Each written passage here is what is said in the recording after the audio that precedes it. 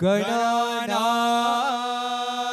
त्वा गणपतिगुं हवामहे कविं कवीनामुपमश्रवस्तमम् ज्येष्ठराजं ब्रह्मणस्पत आनशृण्वन्नोतिभिः सेदसादनम् प्रणो देवी सरस्वती वाजेभिर्वाजिनीवते धीनामवित्रयवतो गणेशाय नमः सरस्वत्यै नमः श्रीगुरुभ्यो नमः हरिः ओम् ॐ नमो भगवते रुद्राय ॐ नमस्ते रुद्रमन्यव उतोत इषवे नमः नमस्ते अस्तु धन्वने बाहुभ्यामुदते नमः यात इषः शिवतमा शिवं बभूवते धनुः शिवा शरव्या यातवतया नो रुद्रमृळया याते रुद्रशिवा तनूरघोरा पापकाशिनी तया नस्तनुवाशन्तमया गिरिशन्ताभिचाकशेः यामिषं गिरिशन्तहस्ते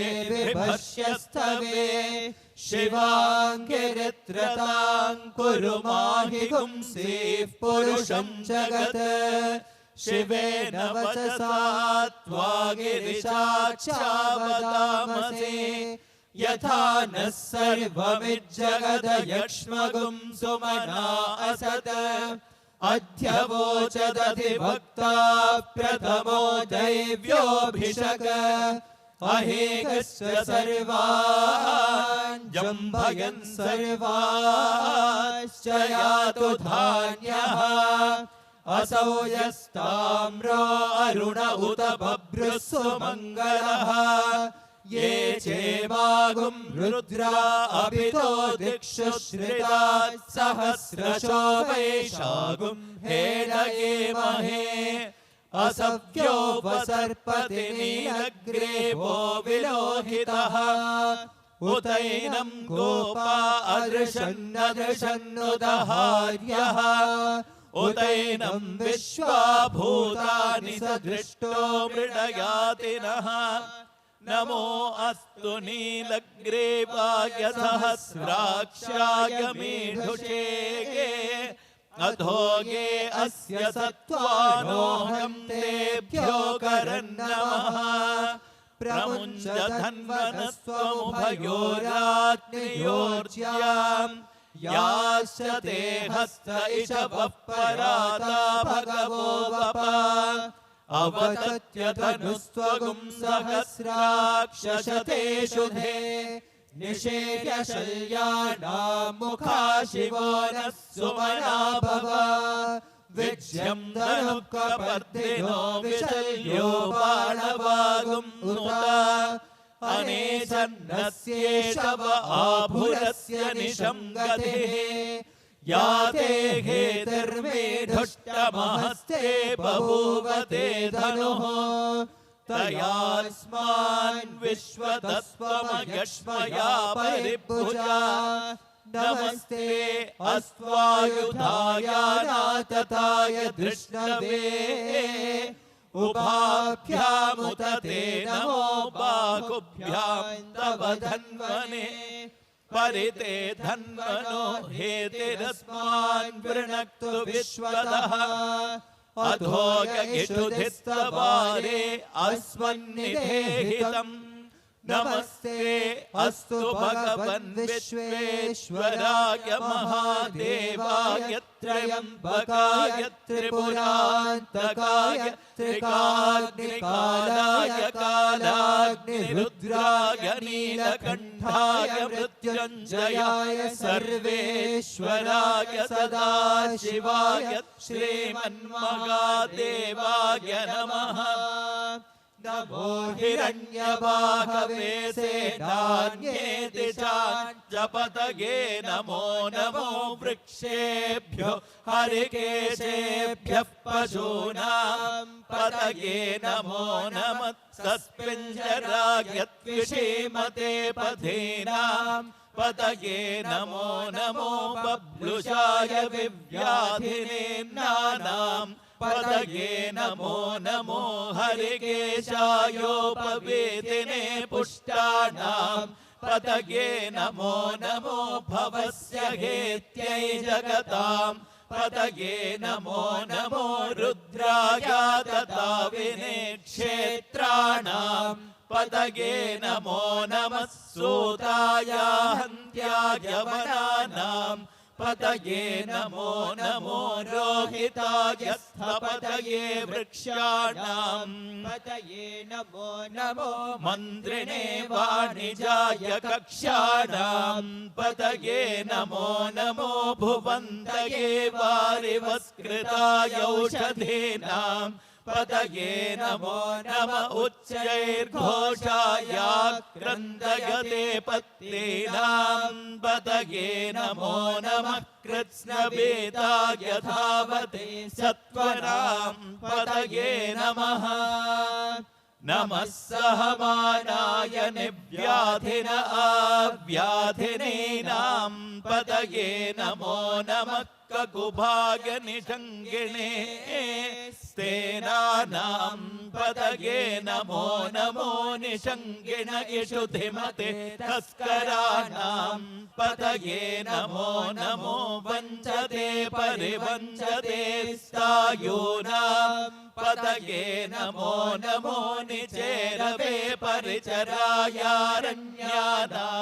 पतये नमो नमः सृगाविभ्यो जिगागुंसद्भ्यो मुष्णतां पतये नमो नमो सिमद्भ्यो नक्तं चरद्भ्यः प्रकृन्तानां पतये नमो नमः उष्णीषिणे गिरिचराय कुलुञ्जानां पतये नमो नमः इषुमद्भ्यो धन्वाविभ्यश्च वो नमो नम आधन्वानेभ्यः प्रतिदधानेभ्यश्च वो नमो नम आयच्छद्भ्यो विसृजद्भ्यश्च वो नमो नमोऽस्यद्भ्यो विद्यद्भ्यश्च वो नमो नम आसीनेभ्यः शयानेभ्यश्च वो नमो नमः स्वपद्भ्यो जाग्रद्भ्यश्च वो नमो नमस्तिष्ठद्भ्यो धावद्भ्यश्च वो नमो नमः सभाभ्यः सभापतिभ्यश्च वो नमो नमो अश्वेभ्यो अश्वपतिभ्यश्च वो नमः नम आव्याधिनेभ्यो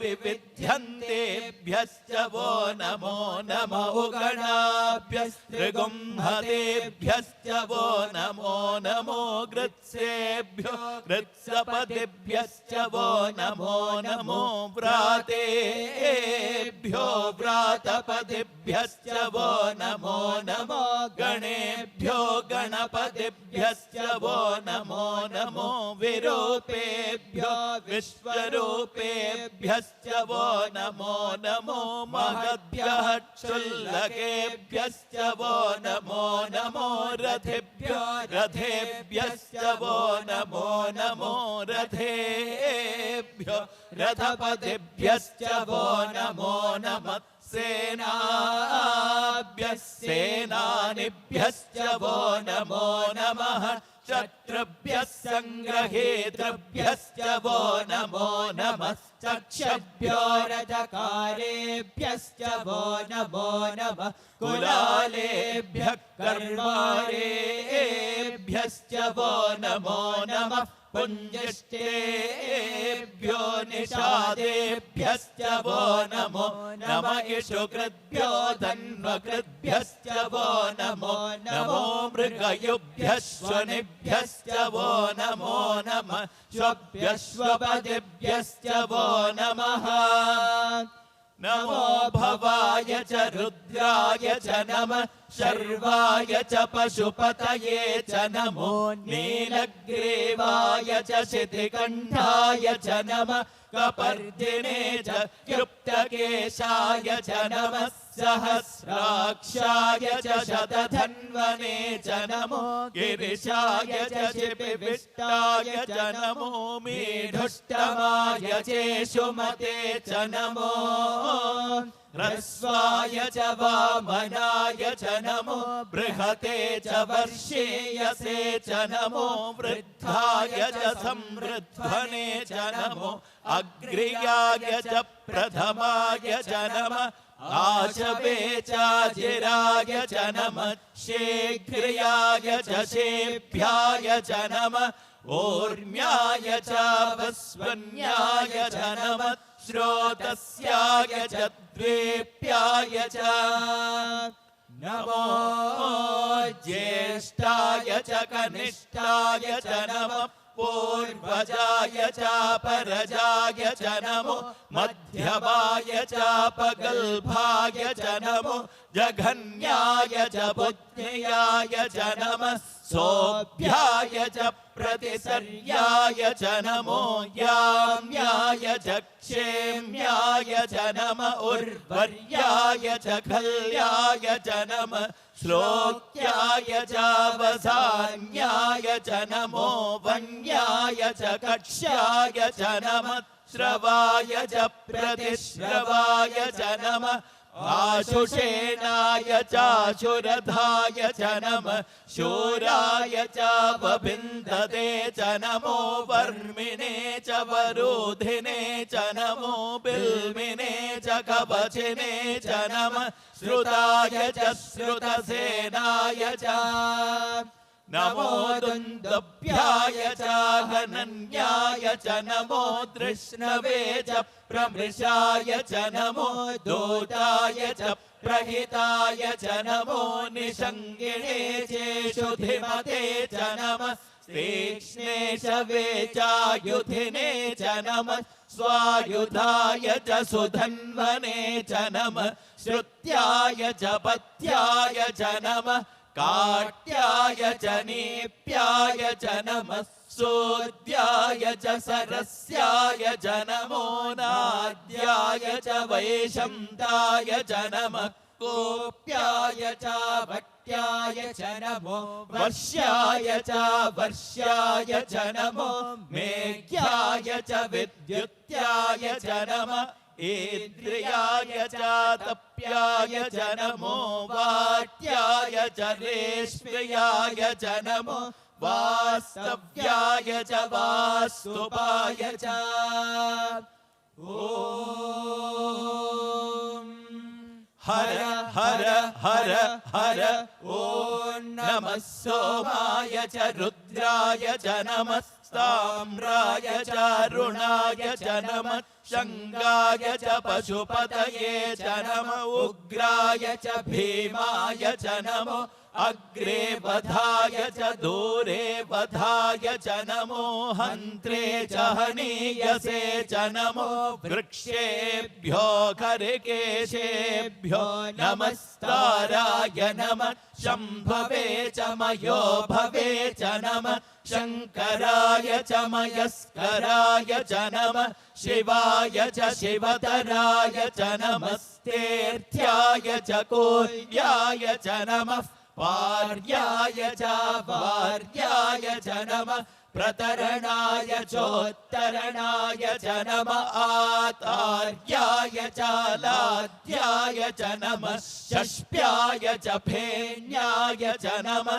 सिकत्याय च प्रवाह्याय च नमः हिरण्याय च प्रपथ्याय च नमः किगुंशिलाय च क्षयणाय च नमः कपर्दिने च पुलस्तये च नमो गोष्ठ्याय च गृह्याय च नमः तल्प्याय च गेह्याय च नमः काट्याय च गह्वरेष्ठाय च नमो हृदयाय च निवेश्याय च नमः पागुंसव्याय स्वास्थ्याय च रजस्याय च नमः शुष्क्याय च हरित्याय च नमो लोप्याय चोलप्याय च नमः ऊर्व्याय च सोर्म्याय च नमः पर्ण्याय च पर्णछद्याय च नमो बगुरमाणाय च भिघ्नते च नमः आखिदते च प्रखिदते च नमो वह्किरिकेभ्यो देवानागं हृदयेभ्यो नमो विक्षेणकेभ्यो नमो विचिन्वत्येभ्यो नम आनिर्हतेभ्यो नम आमीवत्येभ्यः द्रापे अन्धसस्पदे दरिद्रन्नीललोहिता येषां पुरुषाणां येषां पशूनां माभेर्मा रोमो येषां किञ्चना ममते या ते रुद्रशिवा तनु शिवा विश्वाः भेषजे शिवा रुद्रस्य भेषजे तया नो मृडचेवसे इमागुं रुद्राय तवसे कपर्धिने क्षयद्वेराय प्रभरामहे मतिम् यथा नश्यमसद्विपदे चतुष्पदे विश्वं पुष्टं ग्रामे अस्मिन्ननातुरम् मृडानो रुद्रो तनो मयस्कृते क्षयद्वेराय नमसा विधेमते यच्चञ्चयोश्च मनुराय जे पिता तदश्याम तव रुद्रः प्रणीतो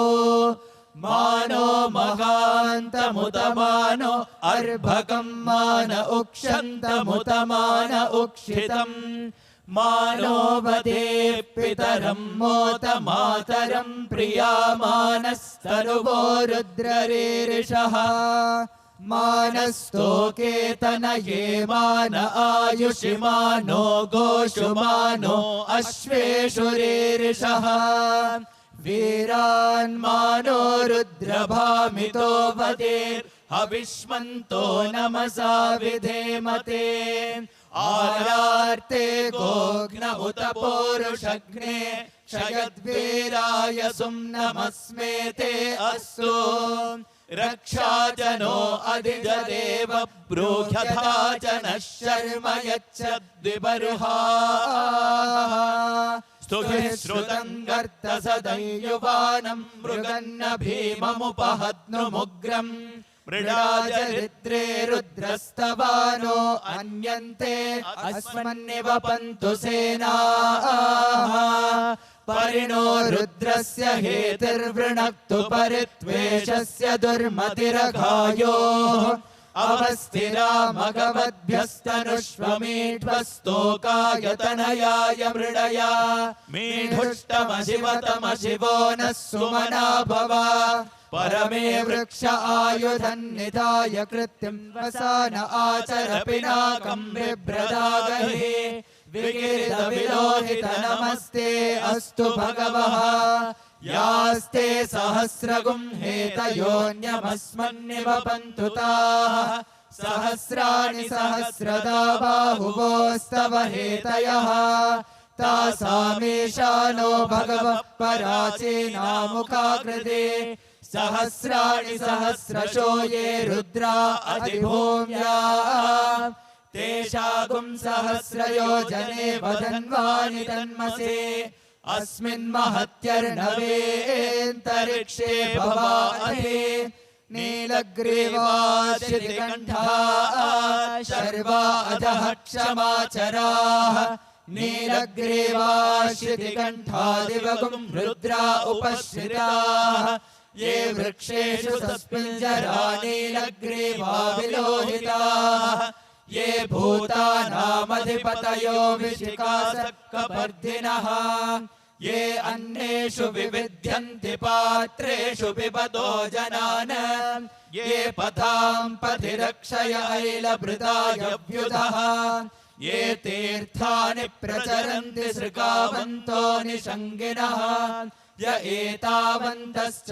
भूयागुंसश्च दिशो रुद्रावितस्थिरे तेषागुं सहस्रयोजने वदन्वानि तन्मसे नमो रुद्रेभ्यो ये पृथिव्यां येऽन्तरिक्षे ये दिव्येषामन्नं वातो वर्षमिषभस्तेभ्यो दश प्राचीर्दश दक्षिणा दश प्रतीचीर्दशोदीचीर्दशोर्ध्वास्तेभ्यो नमस्ते नो मृडयन्तु तेयं विष्मो यस्य नो द्वेष्टितं वोजम्भे दधामि त्र्यम्बकं यजामहे सुगन्धिं पुष्टिवर्धनम् उर्वारुकमिव बन्धनान् मृत्योर्मुक्षीयमामृतात् यो रुद्रो अग्नौ यो अप्सु य ओषधीषु यो रुद्रो विश्वा भुवना विवेश तस्मै रुद्राय नमो अस्तु ये ते सहस्रमयुतं पाशा मृत्योमर्त्याय हन्तवे तान्यज्ञस्य मायया सर्वानवयजामहे मृत्यवे स्वाहा मृत्यवे स्वाहा प्राणानां ग्रन्थिरसि रुद्रो मा विशान्तकः तेनान्नेनाप्यायस्व नमो रुद्राय विष्णवे मृत्युर्मे पाहि तमस्तु हि यस्विषुः सुधन्वायो विश्वस्य क्षयति भेषजस्य यक्ष्वामहेसौ मनसाय रुद्रन्नमो भिर्देवमसुरन्दुवस्य अयं मे हस्तो भगवान् अयं मे भगवत्तरः अयं मे विश्वभेषजो यगुं शिवाभिमर्षणः ॐ शान्ति शान्ति शान्तिः प्रजाभ्यः परिपालयन्तां न्यायेन मार्गेण महेर्महेशाः गोब्राह्मणेभ्यः शुभमस्तु नित्यं समस्तलोकाः सुखिनो भवन्तु समस्तलोकाः सुखिनो भवन्तु समस्तलोकाः सुखिनो भवन्तु ॐ शान्ति शान्ति शान्तिः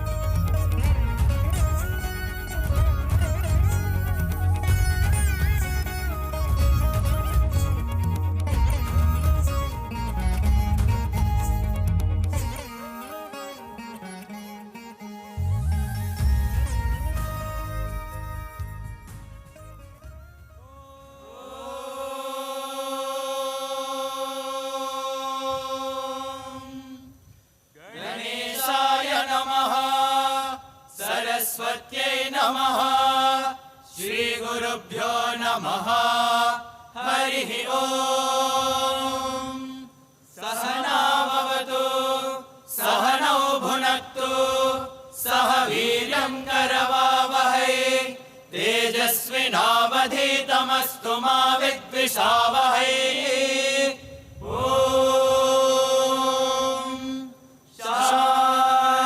शान्ति शान्ति अथ पुरुषो ह वै नारायणो कामयतः प्रजासृजेति नारायणात् प्राणो जायते मनः सर्वेन्द्रियाणि च खं वायुर्ज्योतिरापः पृथिवी विश्वस्य धारिणी नारायणात् ब्रह्मा जायते नारायणात् रुद्रो जायते नारायणादिन्द्रो जायते नारायणात् प्रजापतयः प्रजायन्ते नारायणात् द्वादशादित्या रुद्रावसवः सर्वाणि च छन्दागुंसि नारायणात् देव समुत्पद्यन्ते नारायणे प्रवर्तन्ते नारायणे प्रलीयन्ते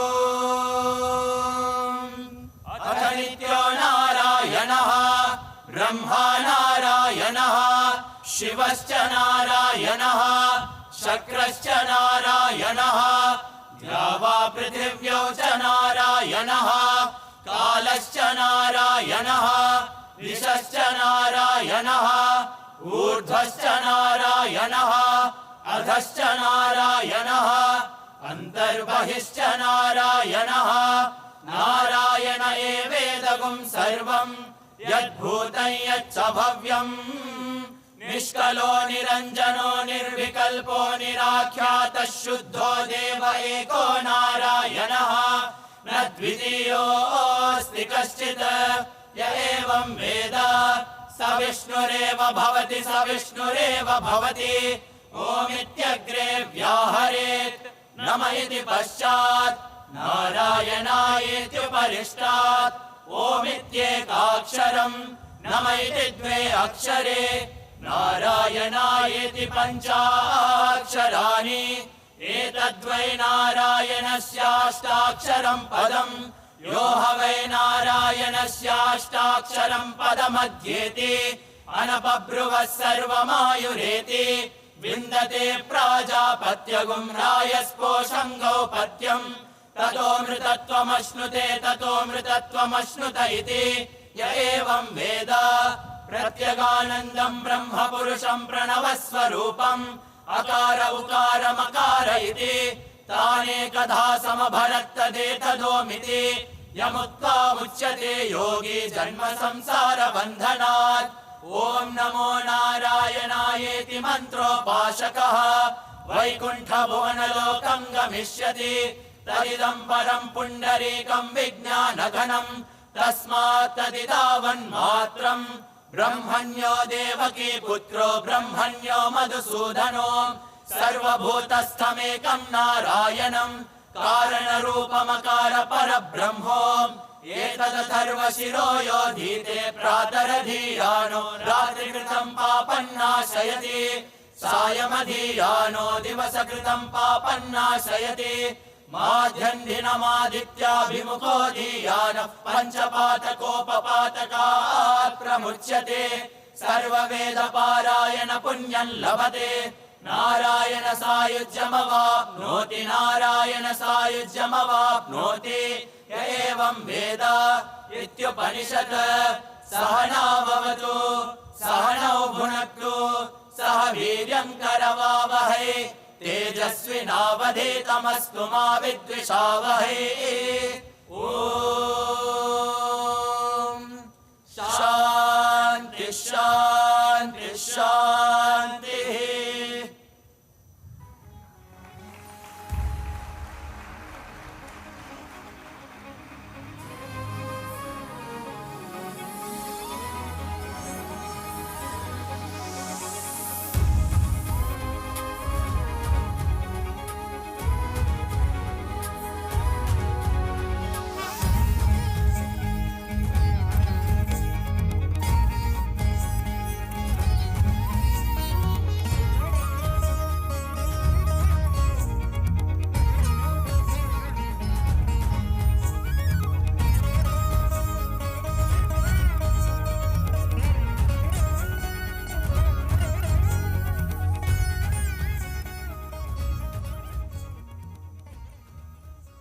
Om Shri Sairam. I offer my most reverential pranams at the divine lotus feet of our beloved Bhagwan Shri Sathya Sai Baba. Respected dignitaries, revered elders, and my dear brothers and sisters, a loving Sairam to one and all. I welcome all of you to the evening proceedings of the third and concluding day of this year's summer course in Bharatiya Culture and Spirituality, conducted by the Center for Sri Sathya Sai Studies of the Sri Sathya Sai Institute of Higher Learning. In a divine discourse here at Prasanthi Nilayam in May 2008, Bhagwan said, and I quote, "You're not one person, but three. the one you think you are, the one others think you are, and the one you really are, unquote. The one you think you are, that is the body. The one that others think you are, that is the mind. And the one you really are, that is the Atma, your true form. Brothers and sisters, today the entire world focuses its whole life on the first two, the body and what others think of us. This summer course has been about the third. For 3 days now, whatever we are listening, whatever we are learning, has been turning us inward. We began with the mind, learning to hold it steady, sthirta. But that steadiness is not given to us. It is earned through tapas, through self-discipline. And that discipline cannot stay hidden. It has to show itself in the way we live our life, in dharma. And today morning, we realized all of it has been pointing towards one single question. Ko hum, who am I? Well, this question does not have a 3-day answer. In a short while, this year's summer course will come to a close. And this question will still remain with us. And that is exactly the point. Because a question that cannot be put down is worth far more than any answer we can recite. For all of us to recall what this final day of summer course has held, I now introduce Shri Gautam Jagdisan S. Shri Gautam Jagdisan S is from Chennai and came to Bhagwan as a Bal Vikas student.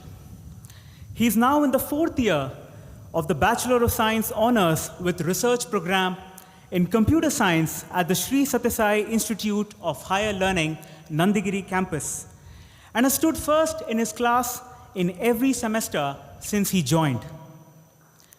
Brother Gautam is Vice Captain of Varuna House and is found as often on the badminton court as in a debate or a play.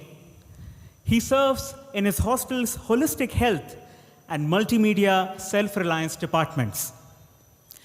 He is also Vice President of the Digital Enlightenment Club, through which students of this institute teach basic computing to children in village schools nearby. Please welcome Shri Gautam Jagdisan S.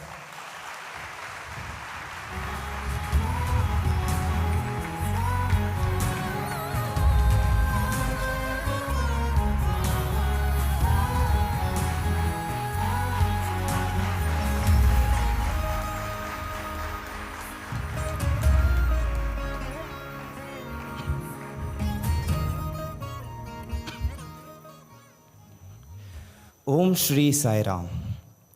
Offering my most humble pranams at the divine lotus feet of our beloved Bhagwan, esteemed dignitaries, respected elders, and my dear brothers and sisters, a loving Sairam to one and all present here.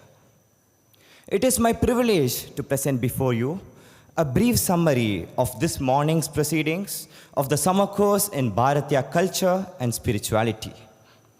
Every meaningful journey begins with a single step inwards.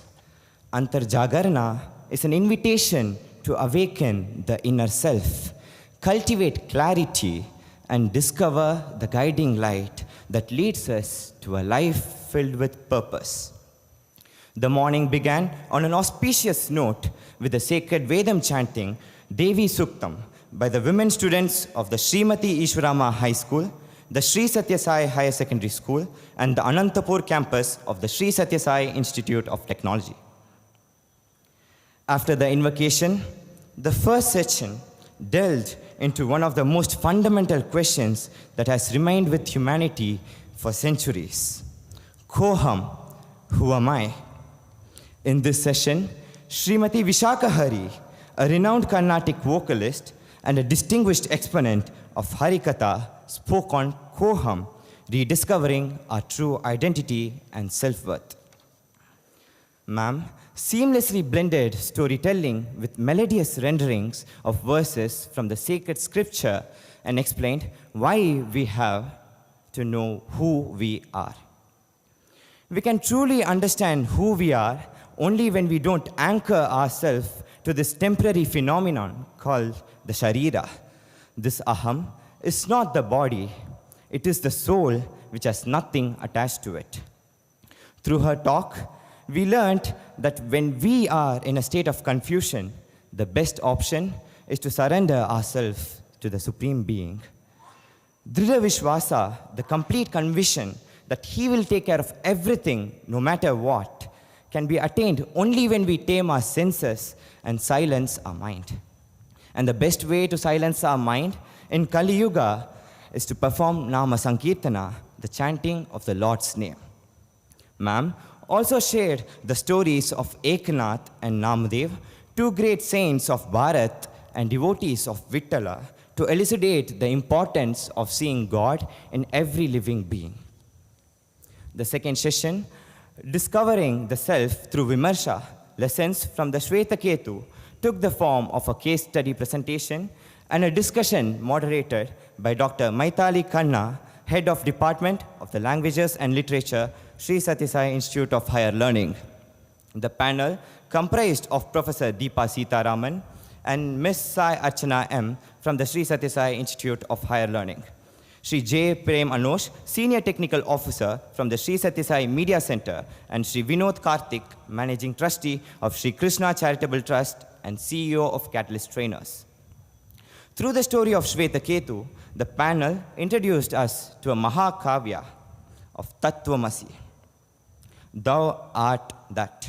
We understand that education and knowledge should make one humble and not arrogant.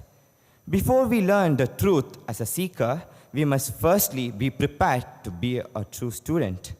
Swami says, we should see our qualification as a way to serve the society in a better way, and this converts knowledge into skill. Once you do this, you find the balance between confidence and humility. The panelists moved on to explain that the identity of an entity should be attached to permanence. And through the analogy of the seed from the Shvetaketu story, we learned that from nothing comes everything. At the end, the core concept of this panel discussion is that we are Brahman. The panel discussion concluded with Shanti Mantra. As I stand here at the culmination of these 3 days, I'm reminded of the summer courses that I attended as a Balvika student in Sundaram back in Chennai. Back then, through bhajans, Swami's Chinnakathas, games, and quizzes, we were introduced to spiritual knowledge and human values, ways which were simpler, engaging, and memorable. But today, years later, as I stand here as a student of Sri Sathya Sai Institute of Higher Learning, I experienced this summer course in a different form, one through deeper reflections, a lot of inquiries, and longer discussions. And perhaps that's the beauty of summer course.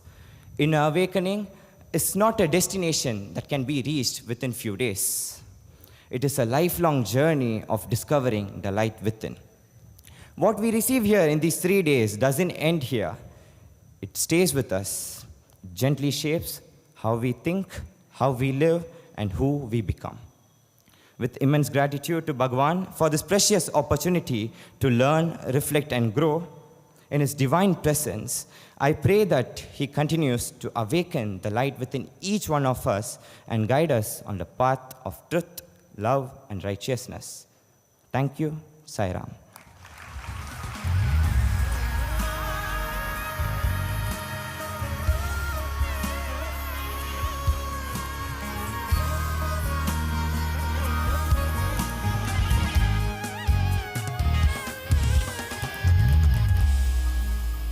Thank you, Brother Gautam.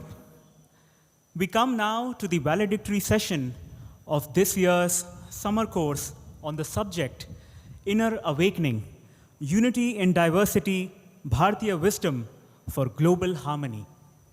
This morning, we asked ourselves who we really are. Our guest this evening has spent much of his working life putting that same question not to a person, but to an entire civilization. Over 2 volumes, he has written on the civilizational identity of Bharat, on the forces that have shaped the way this land understands itself today, and on the ideas that went into making its constitution. It is my privilege to introduce Shri J. Sai Deepak, Senior Advocate, Supreme Court of India and Delhi High Court, and author.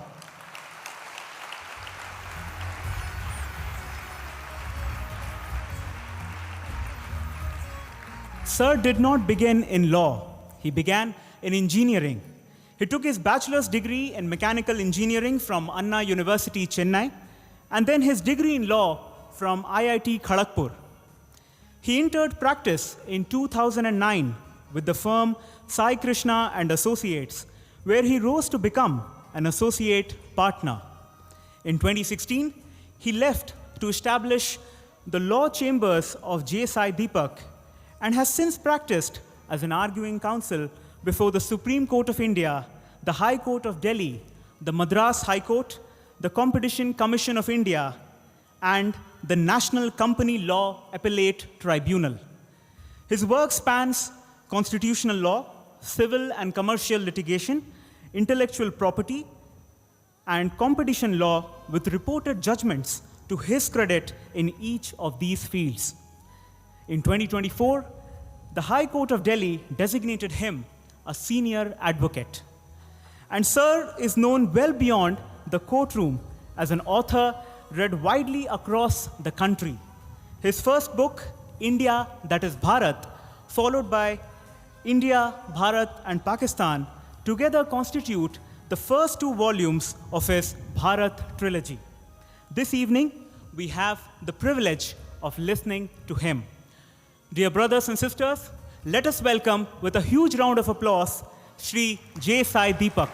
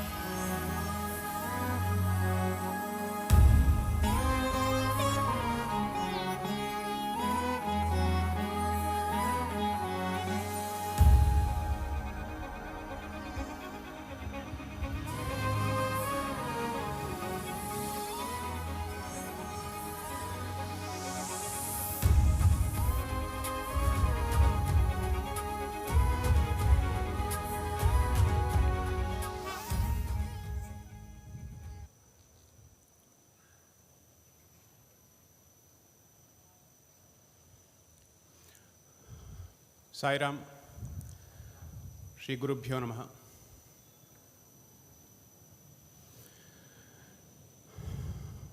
I will start today's session with 2 shlokas or couplets, which I think will set the tone for today's conversation.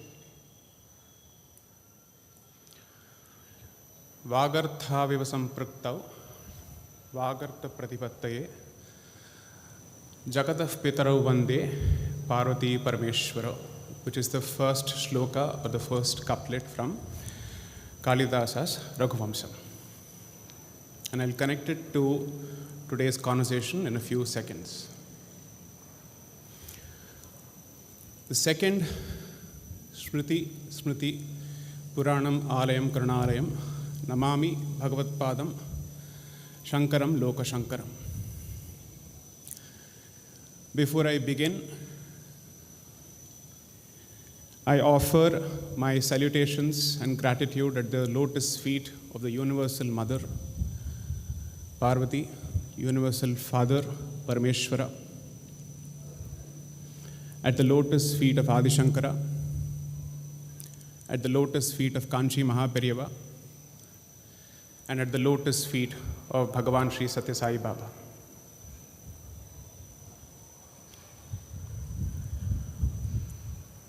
Life has come a full circle for me in a short span of 19 years, which seems short now, but has been fairly long for me. Because 28th of July 2007, as a family, we were at a crossroads. Not sure of the way we were supposed to take, not sure of the direction we were supposed to take. Little did I know that 19 years later, I would find myself in this august hall, Sai Kulwant Hall, interacting with this august audience in his presence.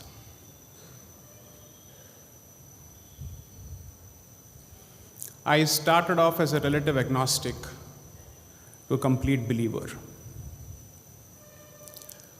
Every step of my way has been guided, paved, shown, hewn, and enabled by him without me knowing it and realizing it at a much later point of time.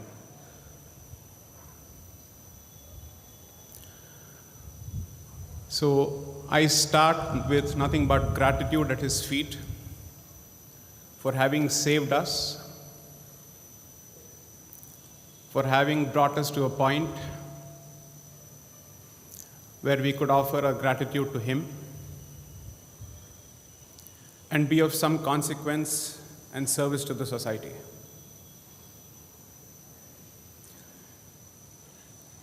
I, as usual, do not have a written speech or a prepared speech. I have a broad framework, and I hope to build my story as I go along. The topic that is being given to me for my conversation here is Bharatiya wisdom for global harmony, unity, and diversity. Contrary to popular perception, I will not start the conversation with our aspirations and ambitions of being Vishwaguru. I think we are far from it. So let me start local before going global. Let me start with the personal before I go social.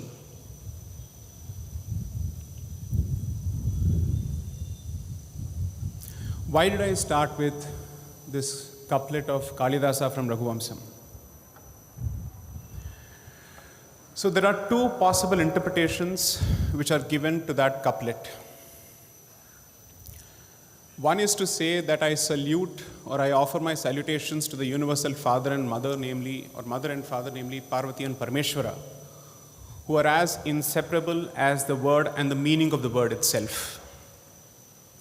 That is one interpretation of that stanza. The second interpretation depends on the word play around the word Parvati Parameshwara, where the second interpretation divides it into Parvatipa and Rameshwara, wherein it is said that Kalidasa is offering his salutations to both Shiva and Vishnu, not just to Parvati and Parameshwara, but to Parvatipa and Rameshwara, where the first one represents Shiva and the second one represents Vishnu. Words and their meanings have always held significance to this civilization. Language matters. And if anything, by way of lessons we must draw from the developments in the capital of the country today, language matters. The manner in which we conduct ourselves, the language we employ is a reflection of how high we hold ourselves or how low we hold ourselves.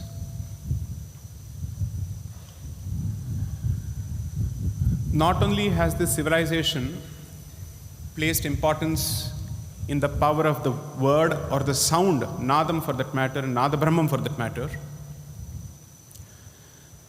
it has also placed a significant amount of importance in this concept called sacred fractals. I don't know how many people have been exposed to this concept, but as a learner and as a beginner, let me explain what I've learned so far and apply it to the concept, or let's say the conversation of today. Sacred fractals is a concept that is typically associated with ancient civilizations, which is how you understand the yantras, like the Sri Yantra or any other yantra for that matter, or sacred geometry. Sacred geometry, behind its symbolism, has a very profound concept, which is that the smallest indivisible unit of the geometry has the same structure as the largest possible scale of the geometry, which is there is symmetry in that particular geometry at the smallest possible level and at the highest possible level, because it is the same small indivisible unit that keeps replicating itself as you increase the scale. Sacred geometry or sacred fractal is how the Bharatiya civilization, the Sanatani civilization, has constructed itself. How? Because it believes that there is no concept of the world without the state. There is no concept of the state without the concept of society. There is no concept of society without the concept of family. And there is no family without the individual.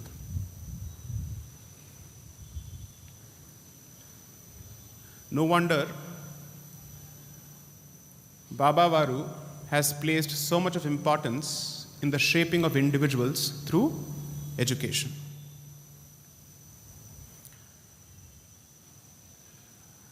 As a lawyer, let me tell you this.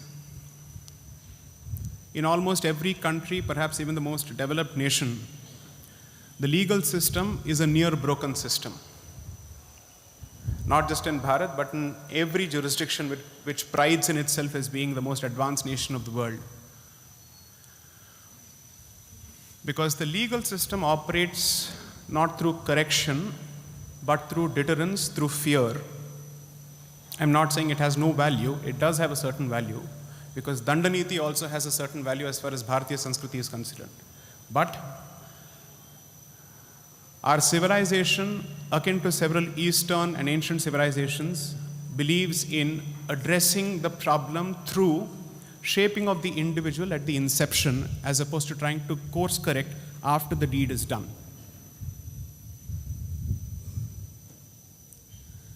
Because law cannot keep pace with technology, nor can it keep pace with the growing numbers of people. You have to put faith in self-regulation at some point, and self-regulation requires us to focus on the shaping of the individual.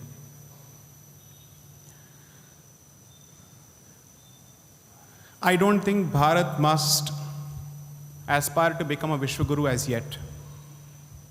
I say this contrary to popular perceptions and notions, because we are constantly being told that Bharat must become a Vishwaguru. Before Bharat aspires to become a Vishwaguru, it must aspire to become a guru to itself in the first place. It has to teach itself a few things. It has to set the basics right.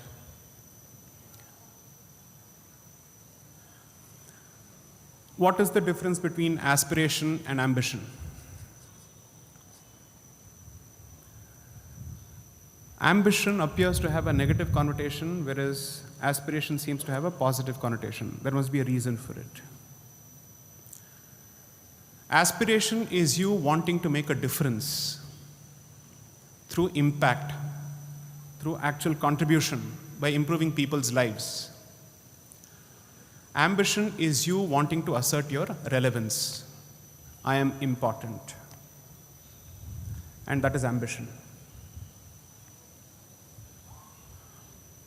So if Vishwaguru is an aspiration, then we need to walk the talk. But if Vishwaguru is merely an ambition, then we'll keep talking without walking the talk.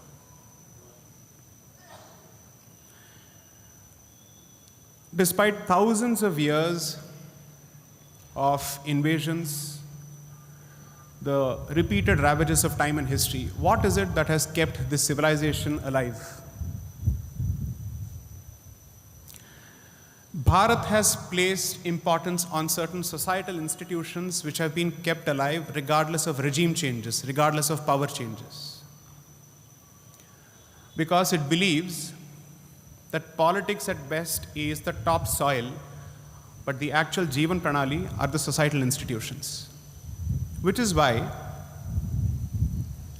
at least until 1857 and even thereafter, you find a continuity of institutions and traditions in this land to the extent that some of the chants that you invoke today go back at least 7,000 years ago.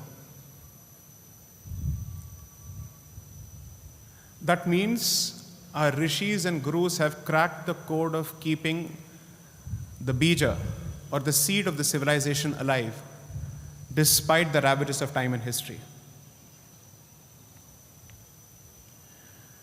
So for me, Bharat is not lost if there's a political change or if there's a political upheaval. Bharat would be lost if it fundamentally loses track of its way of life. So let's start with the basics. The sacred fractal or the construction of the society based on that idea replicates itself in this following format. At the concept of philosophy, it starts with Rita, follows by Dharma, followed by Sathya. At the level of action or in terms of energy, it starts with Ichha Shakti, moves towards Jnana Shakti, and then moves towards Kriya Shakti. Its arrangement of the yogas, the Raja Yoga, the Karma Yoga, the Bhakti Yoga, the Jnana Yoga, is also based on the same thing. Its understanding of energy in its, let's say, tamasic form, in its rajasic form, and in its sattvic form is based on the very same idea. Its understanding of the supreme consciousness in terms of creation, preservation, protection, or destruction, they are all based on the very same ideas.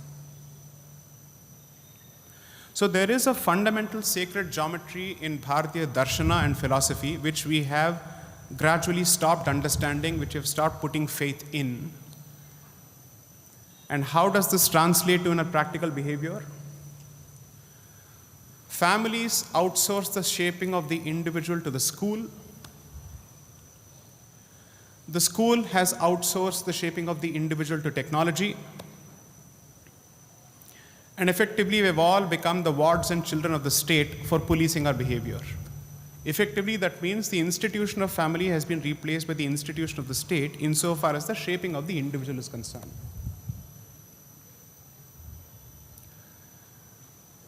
So with these kind of problems, where there is so much to be done in order for us to set the house in order, the literal house as well as the house of this state or this country, there is very little for us to offer to the rest of the world at this point, except for confusion and chaos.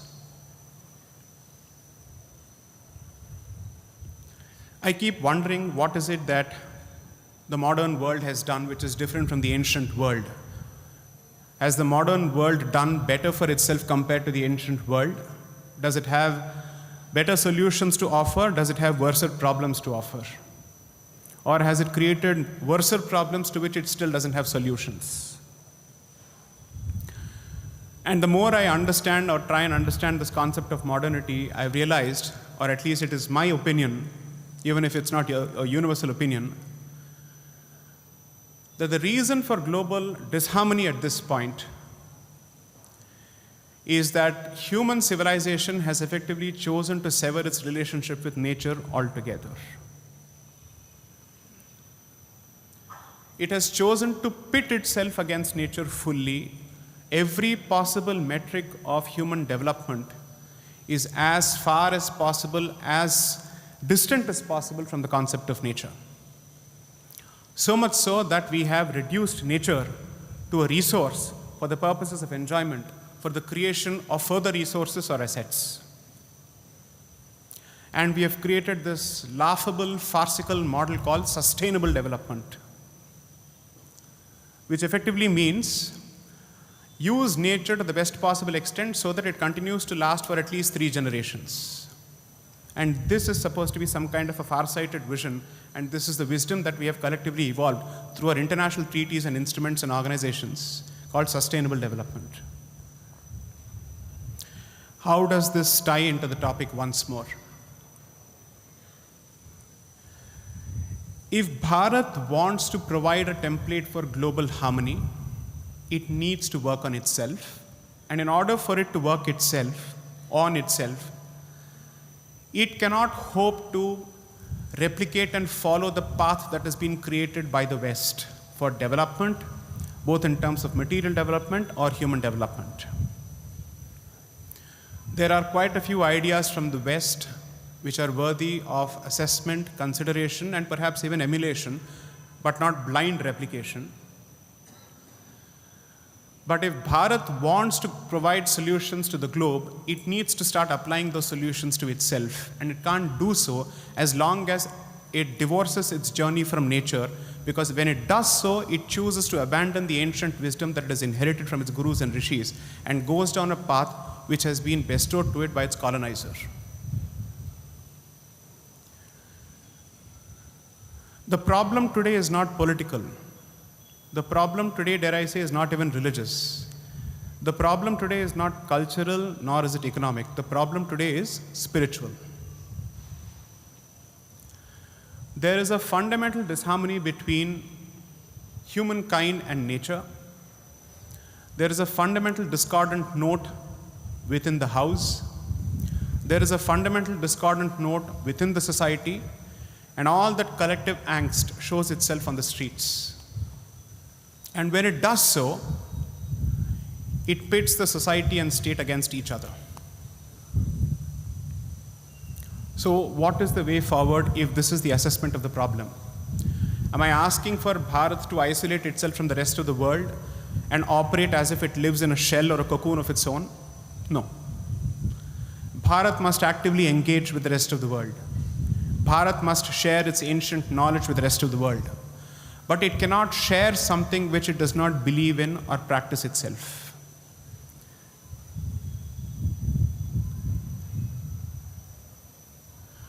For quite some time over the last 14-15 years, what has happened is that while we as a society and as a country have been constantly speaking of change in the way we operate,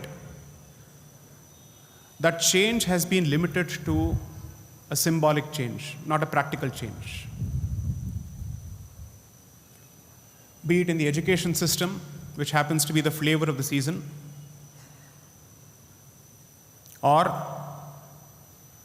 the legal dispensation system or the justice dispensation system, or the manner in which we conduct our administration. It continues to be a top-down approach. There is no grassroots approach. There is no bottom-up approach.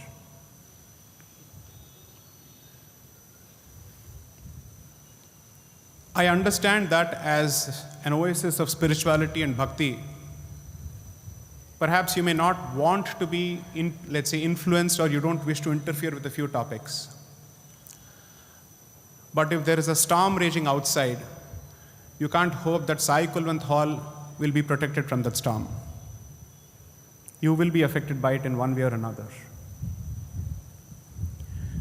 And when you have the solutions to offer to the state and the society and the world, you have a responsibility to actively engage with that storm.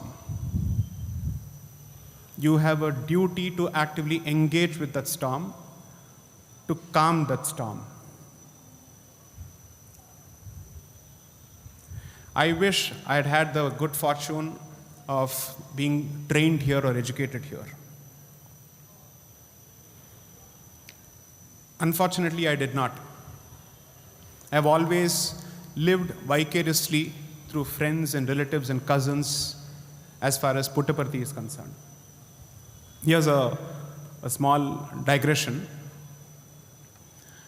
Until 2010, my visits to Puttaparthi were far and few in between. Despite the fact that I'm perhaps a third generation Sai devotee, so to speak.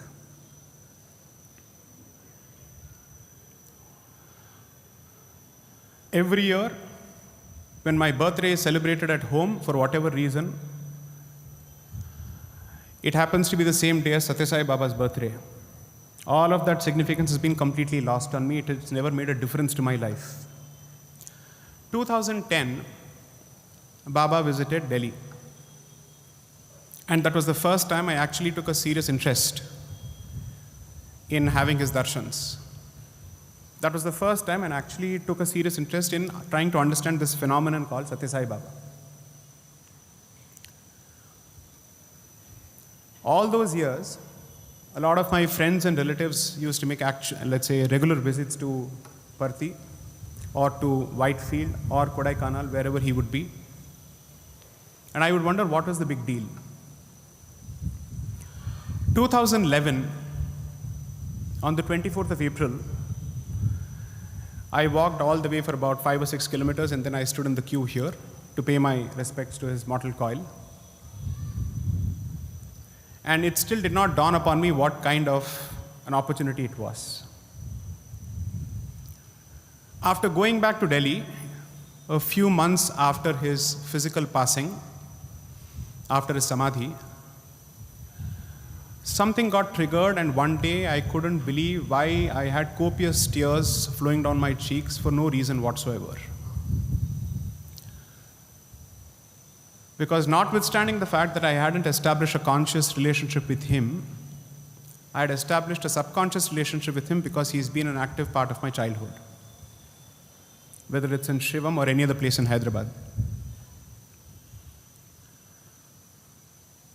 And that's when I realized how much of a role he has actually played in my decisions, in my ability to deal with challenging situations, in the decisions that I had taken, which altered the course of my life completely.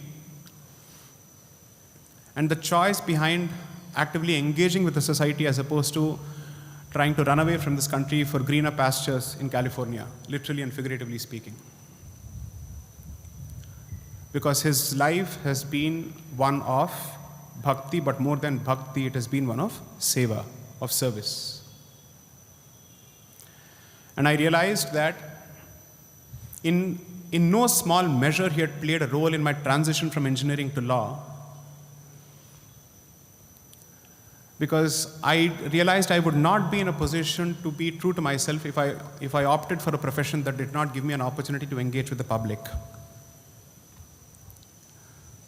That was 2011, and this is 2026. And in the last 15 years, the more I've engaged with the public and the more I've engaged with the society, the more I've engaged with people, my realization has been that his message is truer and more relevant than it has ever been before.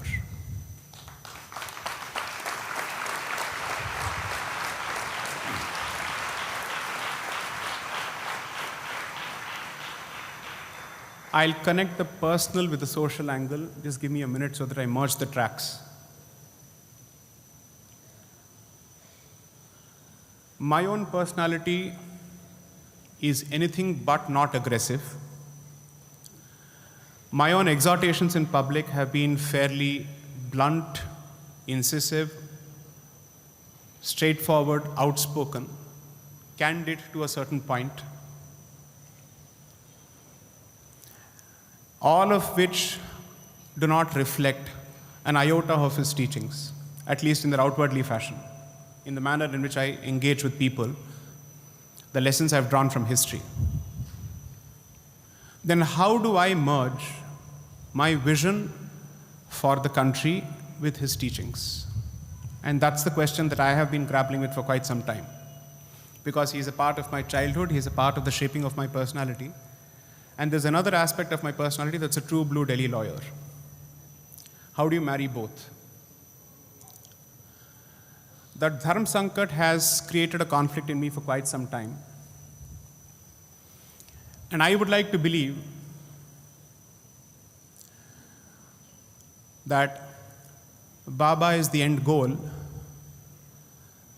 but before reaching him, we have to do quite a few things, which are discharging of Yuga Dharma.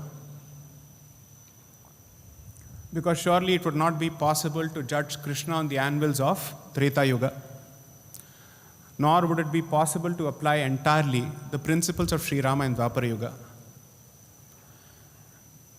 And this is neither Sathya, Treta, nor Dwapara. This is Kali, for God's sakes. And therefore the rules have to be different. And for us to engage in this yuga, with the challenges that this yuga is constantly throwing at us, you will need both Baba on the one hand and you will need Bhairava on the other hand. You will need both. Inside this mandir, as I was waiting to be called out, there is obviously this representation of Krishna and Arjuna at Kurukshetra. It occurred to me that Bharat is like Arjuna and Kurukshetra. At a crossroads, without having the spine or the clarity to achieve or to perform its duty.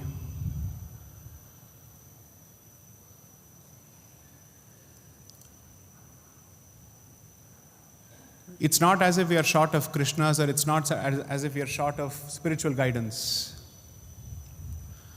But gurus can guide you only so much, and rishis can only give you, let's say, the direction so much. Ultimately, the society has to find the spine to stand up and do its duty. Until Arjuna chooses to pick up the weapon, Krishna would not have fought his battle for him. Krishna's only job was to persuade and convince and offer a solution, but whether to act on the solution or not was ultimately left to Arjuna's free will, his own decision-making process, because it was his karma to decide one way or another. So we can build ashrams, we can have our gurus show us the path, the direction, give us examples from the past.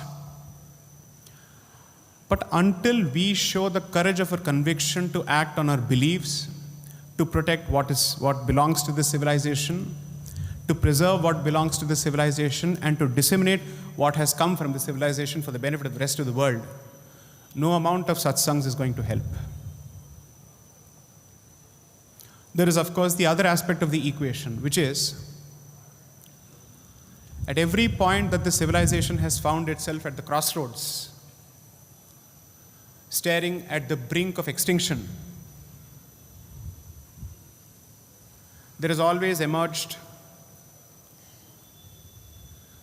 the rishi to guide the Raja, to show him the path of Raja Dharma, to exhort him to adhere to Dharma, and to ensure that the power of the state does not cross its limits and does not start enjoying its own tryst with arrogance, and is constantly reminded that the state exists for the protection and the service of the people and not the other way around. While the job of the people is to serve the country, the job of the state is to protect the society. There's a difference between the state and the country.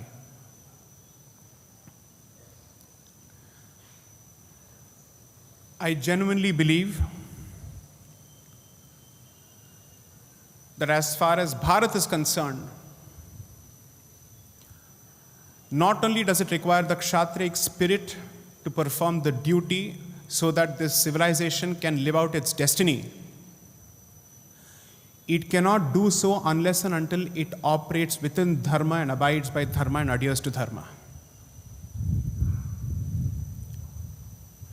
There is no way you can hope the rest of the world to take you seriously when you spout Gyan about Dharma, unless Bharat itself conforms to Dharma.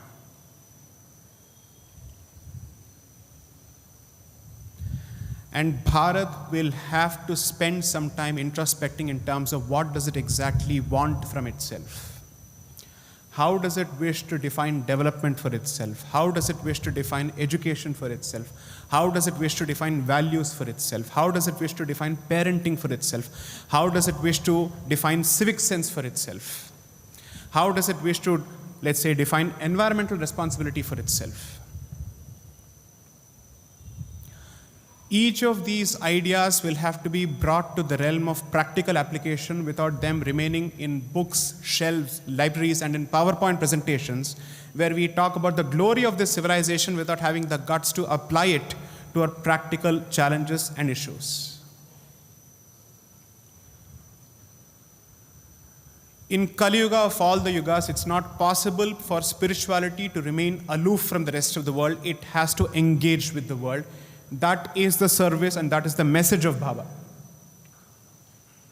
Because Baba, if he so chose, could have established an ashram in the Himalayas. He's done it in the second most arid region of the country, which is perhaps the hottest after Jaisalmer, with water paucity defining its existence for the better part of its history. To bring Chitravati to this water-scarce region, to this drought-prone region, was his way of telling you that spirituality must engage with society at a very practical level. To bring hospitals to this place is to say that dharma must reach out to the people and make its presence felt at a very practical level without remaining ashrams or without remaining in satsangs. Baba would have rather appreciated, in my humble opinion, the practical application of Gita through active engagement with the society as opposed to conducting Gita chanting competitions. Both are important. I'm not saying one has to come at the expense of the other. I'm not saying they're mutually destructive. Both are important. One is the inculcation of sanskara. The second is the application of that sanskara. What is the point of imbuing someone with a certain promise when that potential doesn't act itself out in the benefit of the society?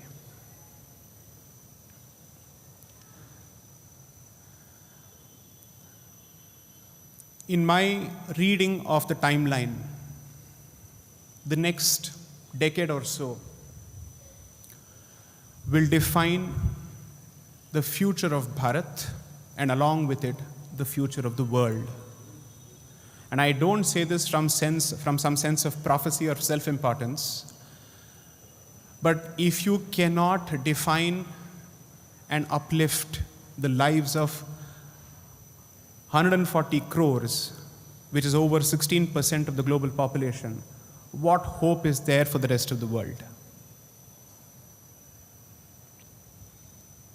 So I would leave this thought with this audience. I would urge this audience to not divorce its pursuit of spiritual realization from its engagement with the society, because we need to find ways of making Baba relevant at the application level. Because the more I see, and I come from Delhi, for the last 17 years it's been my home, the more I see all our problems being outsourced to the political level or to the state, the more I lose faith in people and their ability to reform themselves and change themselves. The state can only act as a medium of amplification, as a megaphone that creates a multiplier effect for certain ideas.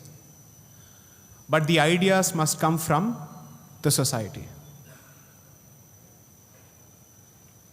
The ideas must come from the society, from those institutions that have withstood the test of time for thousands of years. If there are two institutions which Bharat as a civilization has produced, which have performed the role of Bija Raksha as far as the knowledge systems of this country are concerned, of the civilization are concerned, I would say it is that institution called Parampara, within which it has the Guru Shishya Parampara. What is Parampara? Parampara, effectively, when broken in its etymological form, translates to continuity of a certain tradition. And importantly, there is no concept of Parampara which is outside the scope of Shastras or which rejects the Shastras. I just have 10 more minutes and I'll not take more than that. I will not overstay my welcome. I'll dedicate the last 10 minutes for a fundamental schism or problem that has afflicted the civilization at least since 1857. And how it has affected us, I'll come back to it. In Bharatiya civilization, there have always existed strains of rebellious thought which have questioned the sanctity of the Vedas. There have been several Nastika schools of thought which have rejected the Veda as the primary pramana, as the primary source, or as the primary verifier, or the primary corroborating source. But what is different from what has happened in the past and the present? The present has created this peculiar creature, which is the Hindu mind or the Sanatani mind, which believes that it will accept the pramana of the Veda, but it will reject the Shastra pramana. For the first time in Bharatiya history, we are looking at a mindset which divorces the Shastra from the Veda. Why is this important? Think of Vedas as basic research, as the pursuit of a BSc or an MSc in physics, mathematics, or chemistry, in pure research or pure sciences. Shastra is applied research, which is how do these concepts or precepts translate to action when applied in day-to-day life, across the society, across professions, across different walks of life. And therefore, Shastra is the creation of an empirical record of how people behave, how do you apply Vedic principles to them to ensure that they are able to achieve the fullest possible, let's say, happiness out of their pursuit of life. Let's say I don't know how to prepare for a certain examination. I will look at someone who has successfully cracked that examination to know how to prepare for that examination. That's the reason you talk to toppers. That's the reason you talk to people who have cracked the examination. Why? Every concept needs a personification and action for you to know how do I actually make this work. The message is less clear to the audience when there is no messenger who lives out that message. And that is why Hindu philosophy has recognized the concept of Shishta or Acharya. Why? Because it looks at people to say these are examples of people who have lived their lives in accordance with the Shastra. If you live your life in accordance with the Shastra, that means you're living your life in accordance with the Veda. For the first time in the civilization's Durbhagya and history, it has effectively rejected the concept of Shastra. It says Veda can exist without Shastra, which means we are being told all of us can understand quadratic equations and Fourier transformation equations at the level of algebra, and every common person can understand it. It's as good as saying that everybody who uses mobile phone understands the technology which resides inside the mobile phone. Is that true? Just because you know how to use the phone, it doesn't mean you know how to use the technology within the phone, or what is the technology within the phone. So that phone is like a manual which has been made easy for you, where science has become technology. That is the difference between basic research and applied research, which is it is a journey from science to technology. Similarly is the jump from Veda to Shastra, wherein science is applied to practical life on a daily basis. So if Bharat truly wants to reinvent itself, it cannot constantly speak of dharma, but reject all the sources of dharma and all the roots of dharma, all the founts of dharma, all the pramanas of dharma. And when Bharat creates a political system or creates a state system whose foundations are pitted against Vedas and Shastras, there is no hope for Bharat. There is no hope for Bharat whatsoever. You cannot hope to achieve Vishwaguru status if you fundamentally reject what makes you you. And what makes you you as Bharat, as a civilization, is your belief in the Vedas, is your respect for the Vedas, and the application of Veda in the Shastric formulation of the Shastric application. I've long been asked this question. As a follower of Kanchi and as a follower of Sathya Sai Baba, how do you marry both these traditions? How do you reconcile both these traditions?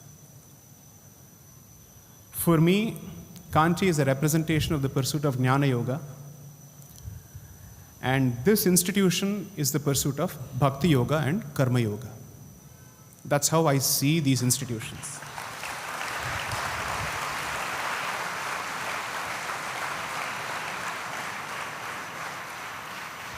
The good part of being a Sanatani and a Bharatiya is that you have the ability to bring together and synthesize seemingly conflicting opinions and find a middle ground, find a middle path, which makes it possible for you to take the best of both institutions and apply.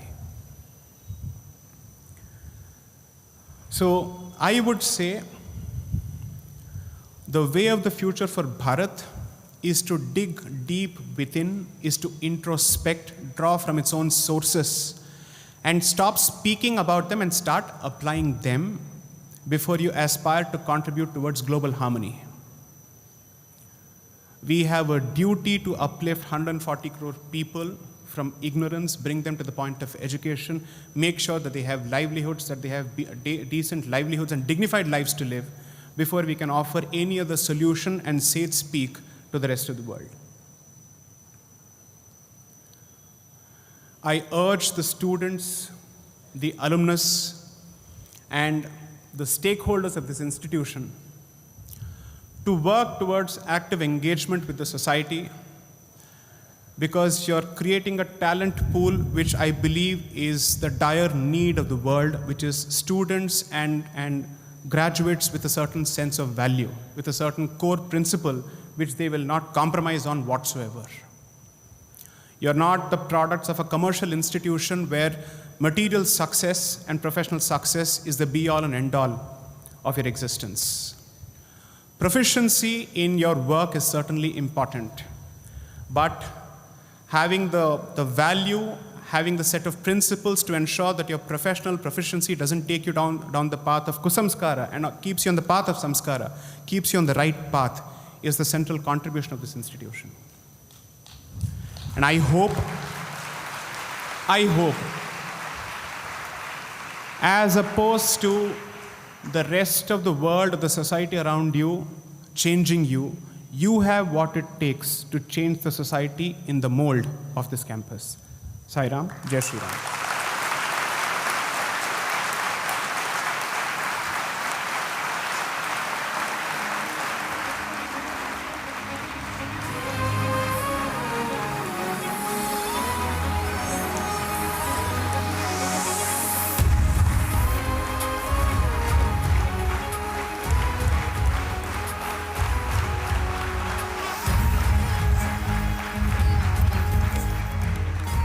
We are deeply grateful to Sir for that illuminating address.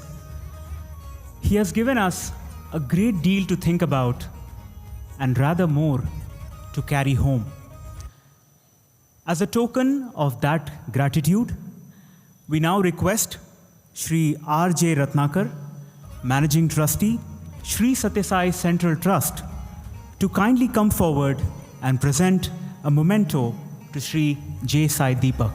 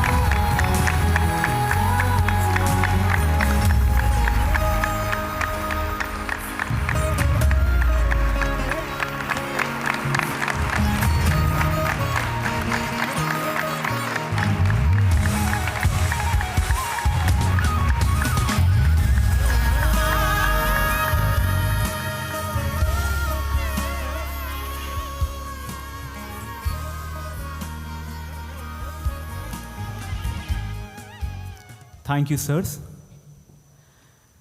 We shall now have bhajans. Jai Sairam.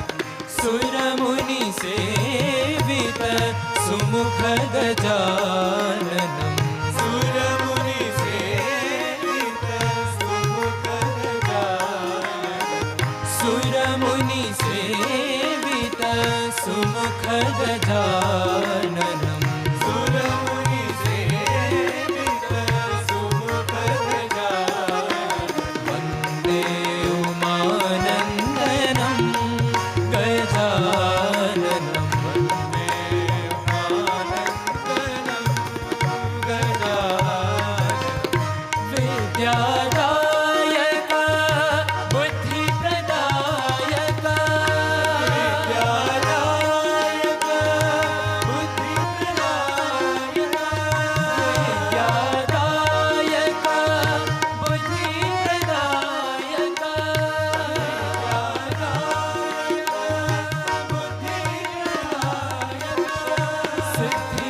Siddhivinayak पाहि गजाननं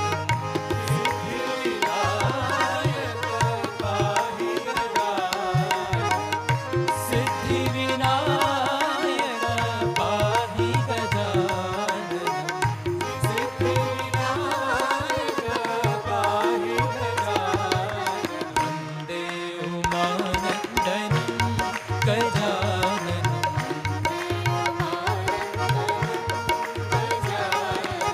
सुरमुनि सेवित सुमुख गजाननं सुरमुनि सेवित सुमुख गजाननं वन्दे उमानन्दनं गजाननं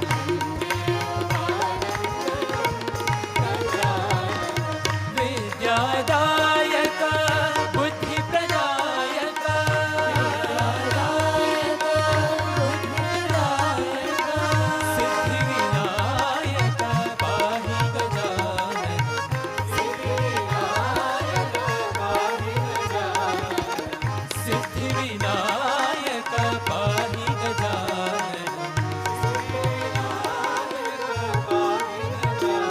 वन्दे उमानन्दनं गजाननम्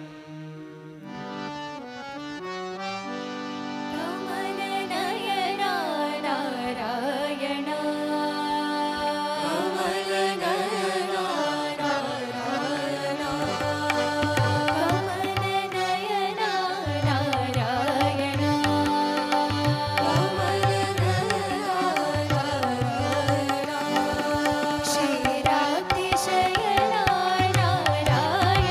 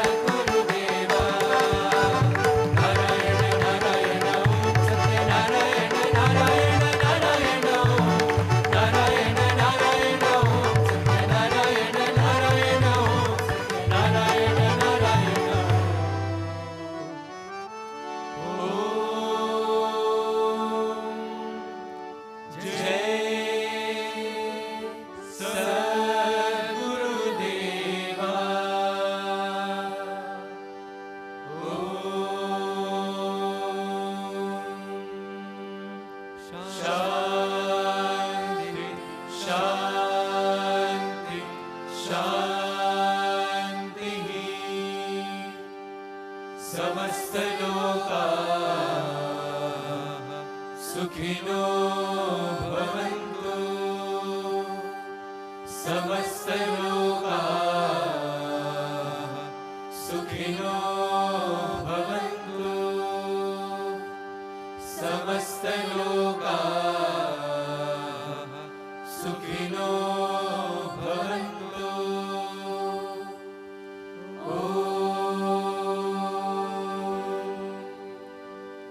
Shanti, Shanti, Shanti. Jai Bolo Bhagwan Shri Sathya Sai Baba Ji ki Jai. Om Shri Sairam. Invoking Bhagwan's divine blessings. Tomorrow is the auspicious occasion of Guru Purnima. The morning session in Sai Kulwant Hall will commence at 8 o'clock with Vedam chanting. At 8:20, the Prasanthi Bhajan group will be offering a devotional music program, Guru Vandana, followed by talks by two of our esteemed elders, Sri S.S. Naganan Garu, member, Sri Sathya Sai Central Trust, followed by Sri Nimish Pandya Garu, All India President, Sri Sathya Sai Seva Organizations. After the two talks, with Bhagwan's blessings, we'll be having an inauguration ceremony of a new facility in the Sri Sathya Sai Mobile Hospital, followed by an audio-visual presentation. On the occasion of Guru Purnima, we will then be blessed with Bhagwan's divine discourse. The morning session in Sai Kulwant Hall will conclude with bhajans and Mangalarti, followed by Bhagwan's Divya Darshan. The evening session in Sai Kulwant Hall will commence at 4:30 with Vedam chanting. At 5 p.m., Sri Mahesh Kale and his team of fellow musicians will be offering a devotional music program at Bhagwan's Divine Lotus Feet. The evening session in Sai Kulwant Hall will conclude with bhajans and Mangalarti, followed by Bhagwan's Divya Darshan. Jai Sairam. ఓం శ్రీ సాయిరామ్. స్వామివారి దివ్య ఆశీస్సులతో పరమ పవిత్రమైన గురు పూర్ణిమ పర్వదినాన్ని పురస్కరించుకొని సాయి కుల్వంత్ సభా మండపంలోని రేపటి ఉదయం కార్యక్రమం 8 గంటలకు వేద పఠనంతో ప్రారంభమవుతుంది. 8:20 ప్రశాంతి భజన బృందం వారు గురువందన పేరిట భక్తి సంగీత కార్యక్రమాన్ని సమర్పిస్తారు. తదుపరి శ్రీ సత్యసాయి సెంట్రల్ ట్రస్ట్ సభ్యులు గౌరవనీయులు శ్రీ ఎస్ఎస్ నాగానంద్ గారు మరియు శ్రీ సత్యసాయి సేవా సంస్థలు ఆల్ ఇండియా ప్రెసిడెంట్ గౌరవనీయులు శ్రీ నిమీష్ పాండ్యా గారు ప్రసంగిస్తారు.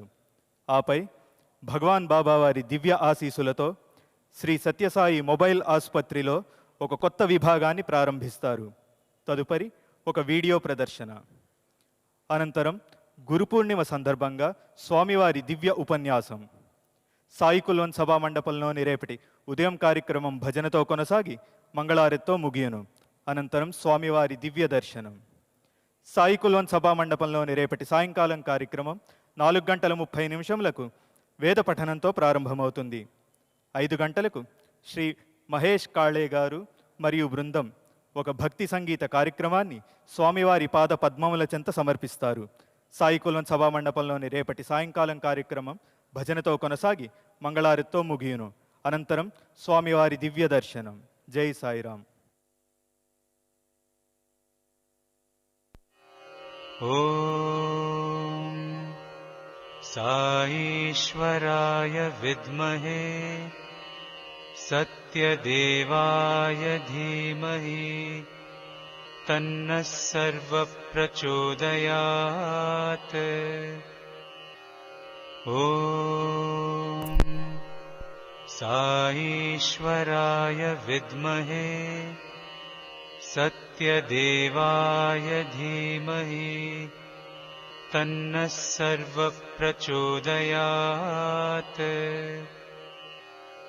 ॐ साईश्वराय विद्महे सत्यदेवाय धीमहि तन्नः सर्वः प्रचोदयात्। ॐ साईश्वराय विद्महे सत्यदेवाय धीमहि तन्नः सर्वः प्रचोदयात्। ॐ साईश्वराय विद्महे सत्यदेवाय धीमहि तन्नः सर्वः प्रचोदयात्। ॐ साईश्वराय विद्महे सत्यदेवाय धीमहि तन्नः सर्वः प्रचोदयात्। ॐ साईश्वराय विद्महे सत्यदेवाय धीमहि तन्नः सर्वः प्रचोदयात्। ॐ साईश्वराय विद्महे सत्यदेवाय धीमहि तन्नः सर्वः प्रचोदयात्। ॐ साईश्वराय विद्महे सत्यदेवाय धीमहि तन्नः सर्वः प्रचोदयात्। ॐ साईश्वराय विद्महे सत्यदेवाय धीमहि तन्नः सर्वः प्रचोदयात्। ॐ साईश्वराय विद्महे सत्यदेवाय धीमहि तन्नः सर्वः प्रचोदयात्। ॐ साईश्वराय विद्महे सत्यदेवाय धीमहि तन्नः सर्वः प्रचोदयात्। ॐ साईश्वराय विद्महे सत्यदेवाय धीमहि तन्नः सर्वः प्रचोदयात्। ॐ साईश्वराय विद्महे सत्यदेवाय धीमहि तन्नः सर्वः प्रचोदयात्। ॐ साईश्वराय विद्महे सत्यदेवाय धीमहि तन्नः सर्वः प्रचोदयात्।